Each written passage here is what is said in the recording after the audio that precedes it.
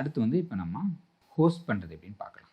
இப்போ நம்ம என்ன செய்கிறோம்னா இதை வந்து பப்ளிஷ் பண்ணி எடுத்துகிட்டு அதை ஐஏஎஸில் ஹோஸ்ட் பண்ணிவிட்டு போஸ்ட்மேன்லேருந்து செக் பண்ணி பார்க்க போகிறோம். இப்போ நான் என்ன பண்ணுறேன், இதை நல்லா ஒரு தடவை பில்டு பண்ணிக்கிறேன், ரீபில்டு போடுறேன்.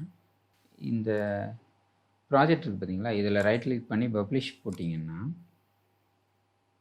ஸோ ஃபஸ்ட் இந்த ஃபோல்டர் அப்படின்னு இருக்கும் பாருங்கள், இதை செலக்ட் பண்ணிக்கோங்க. ஓகே, பப்ளிஷ் பண்ணுறதுக்கான ஃபஸ்ட் டைம் பண்ணும்போது தான் இதெல்லாம் கேட்கும், ஃபோல்டர்னு கேட்கும். நான் என்ன பண்ணுறேன்னா என்னுடைய D:, நான் ஒரு ஃபோல்டர் வச்சுருக்கேன் பப்ளிஷ்டு அப்படின்னு, இன்னொரு வச்சுருக்கேன் பாருங்கள் பப்ளிஷ்டு ஹோஸ்ட். இது ஹோஸ்ட் பண்ணது இங்கே இருக்கும், இது பப்ளிஷ் ஆனது இங்கே இருக்கும்.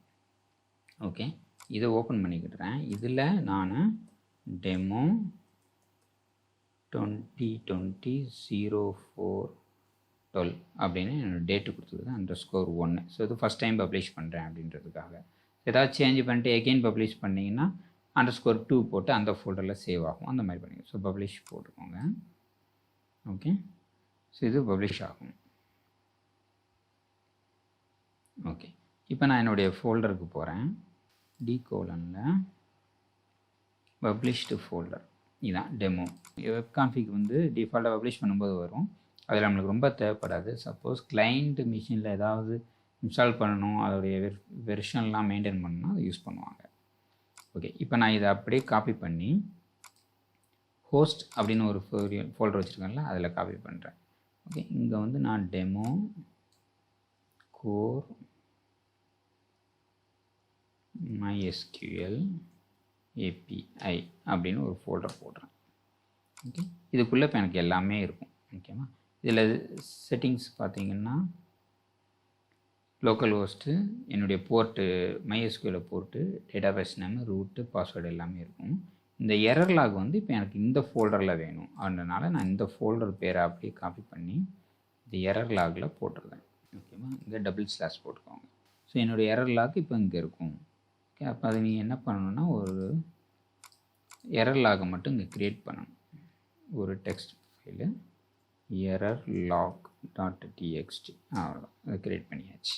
ஓகேவா, ஓகே, இப்போ என்ன பண்ணுங்க, ஐஏஎஸ்க்கு போங்க, ஒரு புது ஐஏஎஸ் ஓப்பன் பண்ணிக்கோங்க.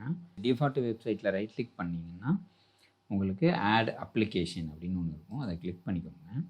இதில் நீங்கள் டெமோ அப்படின்னு போட்டுக்கோங்க. அதுக்கப்புறம் இந்த அப்ளிகேஷன் பூல் அப்படின்றது இப்போ நான் கோர் அப்படின்னு ஒன்று வச்சுருக்கேன் பாருங்கள், இந்த கோர் அப்படிங்கிறத காமிக்கிறேன். ஓகே, இந்த கோர்னு செலக்ட் பண்ணிக்கிட்டு இந்த ஃபிசிக்கல் பாத் எங்கே இருக்குது எனக்கு அப்படின்னா D:, பப்ளிஷ்டு ஹோஸ்ட் பண்ண இடம் இது. ஸோ டெமோ அப்படிங்கிறது தான் என்னுடைய ஃபோல்டர், இதை அப்படியே செலக்ட் பண்ணிக்கோங்க.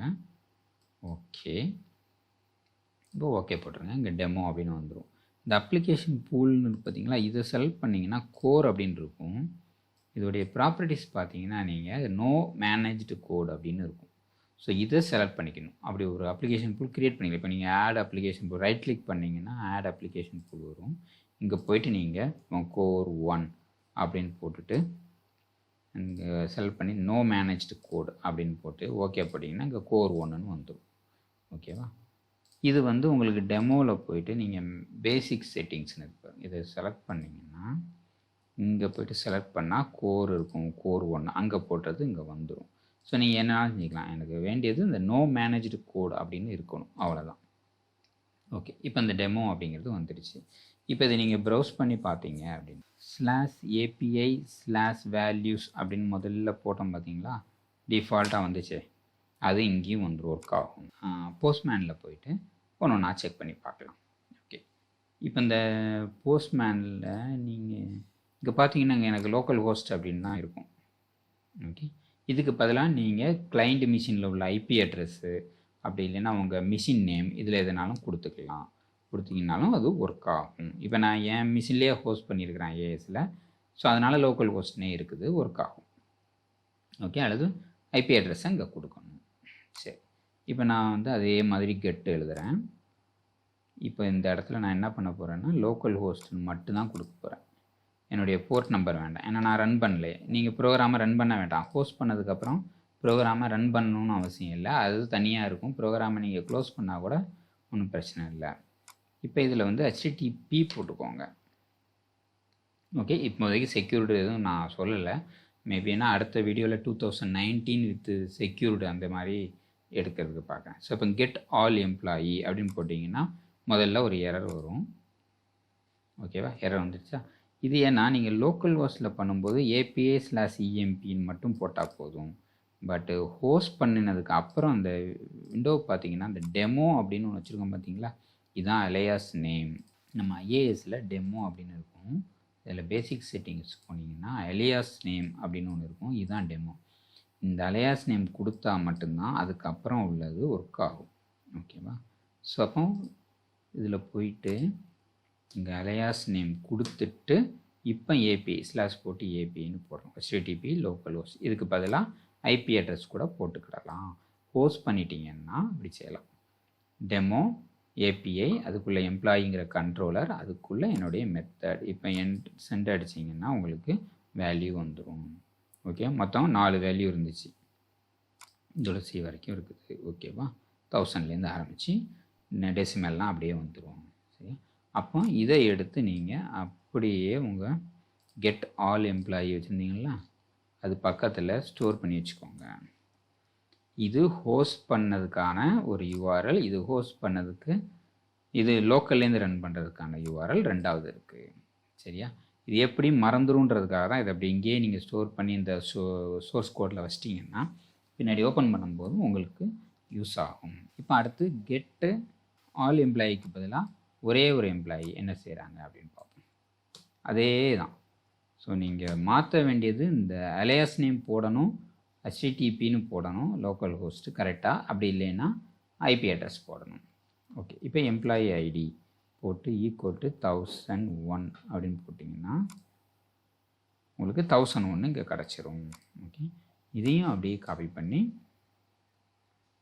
நீங்கள் உங்கள் இதில் வச்சுக்கணும்.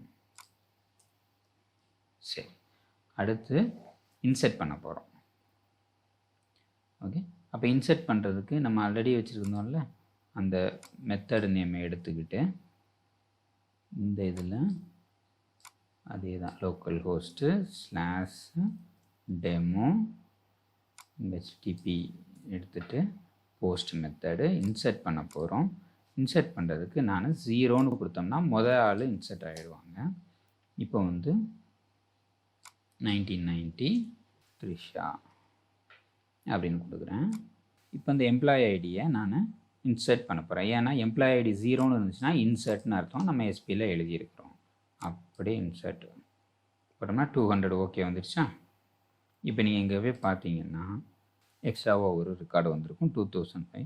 இப்போ நீங்கள் பாருங்கள் சீக்வன்ஸ் ஐடி 4, அப்புறம் 5வது நம்ம டெலீட் பண்ணோம். இப்போ 6ன்னு அது கண்டினியூஸாக போயிட்டுருக்கு. பட் என்னுடைய எம்ப்ளாயி ஐடி நான் மேக்ஸிமம் எடுத்து +1 போடுறதுனால அது கண்டினியூஸாக வந்துக்கிட்டே இருக்கும். ஸோ தெரியாமல் ஒரு டேட்டா விழும்போது எரர் வந்து வெளியே வந்தால் கூட உங்களுக்கு எம்ப்ளாயி ஐடி கண்டினியூஸாக வந்துக்கிட்டே இருக்கும்.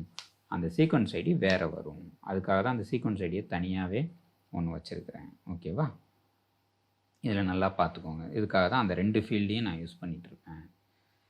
ஓகே, ஒவ்வொருத்தரும் ஒவ்வொரு மாதிரி பண்ணுவாங்க. பட் உங்களுடைய மெத்தடில் நீங்கள் பண்ணிக்கோங்க. உங்களுக்கு தேவை API தான். ஓகே, சரி, இப்போ நான் இதில் அப்டேட் பண்ண போகிறேன். ஓகே, அப்டேட் பண்ண என்னது, இப்போ இந்த எம்ப்ளாயி த்ரிஷாவோட எம்ப்ளாயி ஐடி 1004. ஓகேவா, இதில் நான் அப்டேட் பண்ணுறதுன்னா 6/5 மே மந்த்துன்னு போடுவேன். 2000ன்னு போடுவேன். ஓகேவா, ஸோ இது போட்டுட்டு trisha@apstudent.in இமெயிலாம் இருக்கட்டும், அப்படி இருக்கட்டும். இப்போ நான் சென்ட் அடித்தோம்னா டேட் ஆஃப் பர்த் மட்டும் மாற்றிருக்கேன். 200 ஓகே வந்துடுச்சு. ஸோ இங்கே போய் பார்த்தோம்னா அந்த டேட் ஆஃப் பர்த் வந்து 6 ஜனவரியிலேருந்து 6 மே அப்படின்னு மாறிடுச்சு. 2000 மாறிடுச்சா, அப்டேட் நடந்துச்சு. ஸோ ஹோஸ்ட் பண்ணால் கூட நம்மளுக்கு கரெக்டாக வேலை நடக்குது அப்படிங்கிறது தான். அப்புறம் டெலீட். ஸோ டெலீட்டுக்கு என்ன பண்ணோம், அதே தான் HTTPSக்கு பதிலாக HTTP லோக்கல் ஹோஸ்ட்டு இங்கே demo slash okay employee ID 1004 நம்ம இப்போ டெலீட் பண்ணிடலாம். 1004 தானே, 1004 தான் எம்ப்ளாயி ஐடி. இதை நம்ம டெலீட் பண்ணிடலாம். ஓகே, டெலீட் 200 ஓகே, டெலீட் ஆகிடுச்சு. ஸோ நம்ம இங்கே போய் பார்த்தோம்னா டெலீட்டில் இருக்கும், வராது. ஓகேவா, ஸோ இதுதான் APIயை ஹோஸ்ட் பண்ணால் கூட ஒர்க் ஆகும் அப்படின்றதுக்கான ஒரு சாம்பிள். போஸ்ட்மேன் டூல் நம்மளுக்கு அதுக்கு டெஸ்டிங்க்கு யூஸ் ஆகுது. ஸோ இப்போ ஏதாவது ஒரு கோடிங் சேஞ்ச் பண்ணியிருக்கிறீங்க, அதுக்கப்புறம் திரும்பியும் பப்ளிஷ் பண்ணணும் அப்படின்னா இப்போ செகண்ட் டைம் எப்படி பப்ளிஷ் பண்ணுறது அப்படின்னு காமிக்கிறேன். ஒரு தடவை ரீபில்டு போட்டுக்கோங்க. ஓகே, இப்போ ரீபில்ட் ஆகிடுச்சு. அதுக்கப்புறம் பப்ளிஷ் போடுவோம். நம்ம ஃபஸ்ட் டைம் மட்டும்தான் உங்களுக்கு இந்த ஃபோல்டர் தான் கேட்டுச்சு. இப்போ செகண்ட் டைமில் வந்து ஜஸ்ட்டு கான்ஃபிகர்னு கிளிக் பண்ணிக்கோங்க. கிளிக் பண்ணிவிட்டு அந்த ஃபோல்டர் நேம் மட்டும் 2ஆம் நம்பர்னு போட்டுக்கோங்க. ஸோ 2வது தடவை இப்போ பப்ளிஷ் பண்ண போகிறோம் அப்படின்றது நம்மளுக்கு புரியறதுக்காக அப்படி போட்டுட்டு சேவ் மட்டும் பண்ணுங்கள். ஸோ இந்த இடத்துல மாறி இருக்கும், தெரியுதாங்க உங்களுக்கு? மாறி இருக்கும். இப்போ பப்ளிஷ் கிளிக் பண்ணிங்கன்னா அதே பப்ளிஷ்டுன்னு ஃபோல்டரில் போய்ட்டு சேவ் ஆகிடும். அண்டர் தட் _2 அப்படிங்கிற ஃபோல்டர். ஸோ இது வேறு மாதிரி நீங்கள் ஏதாவது திங்க் பண்ணிங்கன்னா அப்படியே பண்ணிக்கோங்க. ஸோ இது ஒரு மெத்தடு நான் உங்களுக்கு சொல்கிறது. இப்போ இங்கே போய் பார்த்தீங்கன்னா பப்ளிஷ்ட் அப்படிங்கிற ஒரு ஃபோல்டரில் இந்த பாருங்கள் 2ஆம் நம்பர் இங்கே சேவ் ஆகிடுச்சு. ஸோ இப்போ ஒரே ஃபோல்டரில் நீங்கள் எத்தனை ப்ராஜெக்ட்னாலும் இப்படி சேவ் பண்ணிவிட்டு வந்துக்கிட்டே இருக்கலாம்.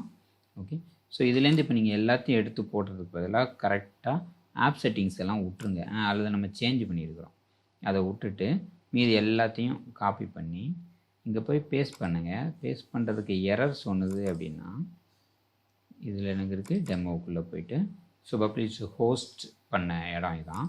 ஸோ இங்கே ஆப் செட்டிங்ஸில் நம்ம மாற்றணும், அதனால் அதை நம்ம பேஸ்ட் பண்ணல. ஸோ இப்போ இங்கே பேஸ்ட் பண்ணுங்கள். இப்போ பேஸ்ட் பண்ணுறதுக்கு உங்களுக்கு எரர் சொல்லும். சம்டைம்ஸ் எரர் சொன்னுச்சு அப்படின்னா ஐஏஎஸில் போய் ஒரு தடவை ரீசெட் பண்ணி விட்ருங்க. இதை கிளிக் பண்ணிட்டீங்கன்னா ரீசெட்னு வந்து ரீஸ்டார்ட் வரும். ரீஸ்டார்ட் பண்ணிட்டீங்கன்னா அதுக்கப்புறம் உங்களுக்கு பேஸ்ட் பண்ணுறதுக்கு அலோவ் பண்ணும். ஓகேவா? ஸோ இப்போ எல்லாமே எகெயின் சேவ் ஆகிடுச்சு. ஸோ 2வது தடவை பப்ளிஷ் பண்ணி போடுறது எப்படி அப்படிங்கிறது இதுதான் இதோடைய மெத்தட். ஸோ இந்த லாகில் எல்லாமே சேவ் ஆகிட்டே வரும். ஸோ இது வரைக்கும் நம்ம ஒரு கோர் ஃப்ரேம் ஒர்க்லேருந்து ஏபிஐ எப்படி பண்ணுறது, அதோடைய டேட்டா எப்படி சேவ் ஆகுது MySQLல அப்படிங்கிறது எல்லாமே பார்த்துட்டோம். இதை கொஞ்சம் ப்ராக்டிஸ் பண்ணி ட்ரை பண்ணுங்கள். ஒரு 5 ஃபீல்டு இருக்கிற ஒரு பேஜுக்கு ஏபிஐ பண்ணணும் அப்படின்னா ஒரு 1லேருந்து 2 மணி நேரம் தான் ஆகும்.